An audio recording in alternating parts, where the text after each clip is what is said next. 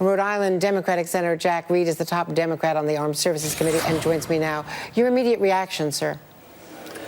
Well, I think the sanctions are more symbolic than substantive, because the sanctions in place have, as General McCaffrey said, have already crippled their economy.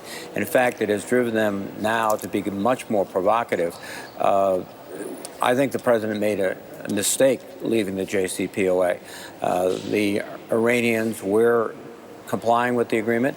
Now they've indicated that they're going to increase their enriched uranium, cutting down the time it could take to create a nuclear weapon. That's putting us almost on a collision course if the president decides that he wants to use military action to stop them from developing a nuclear weapon or the capability of a nuclear weapon. So these sanctions are symbolic. I think it was the president indicated they'd already been planned before the shoot down of the drone.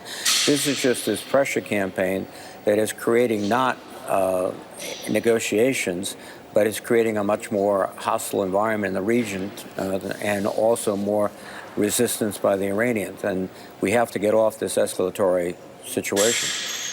Well, one way would be diplomacy. Secretary of State Pompeo vigorously denied, as he left Washington yesterday, that there are secret talks, or messages at least, being passed through Oman, which in the past has been a mediator between the U.S. Leading up to the interim agreement that led to the Iran nuclear deal.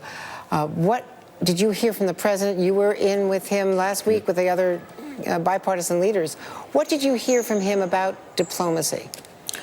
Well, he repeatedly said, as he said just moments ago, that he'd like to talk to people, but in order to have effective diplomacy, you have to establish the ground rules, you have to use intermediates, you have to have essentially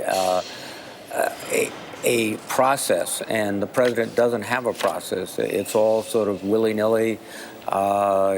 His reaction over the weekend canceling the strike, I think, was appropriate, but at the last minute, that should have been thought out before they even launched the aircraft.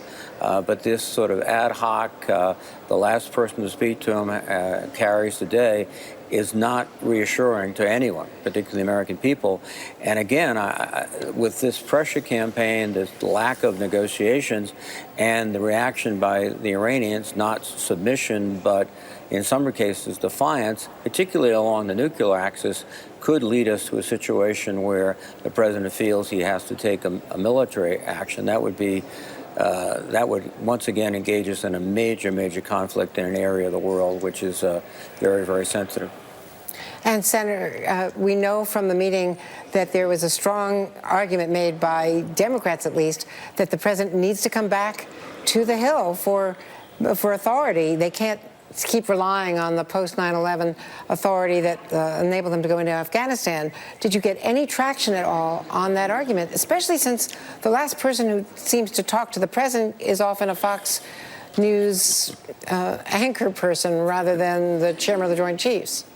Well, it was made repeatedly, the argument that the AUMF 2001 was never designed to deal with the Iranians. In fact, ironically, in some respects, the Iranians were fighting in parallel with us in Iraq to destroy ISIS, which is the al-Qaeda derivative.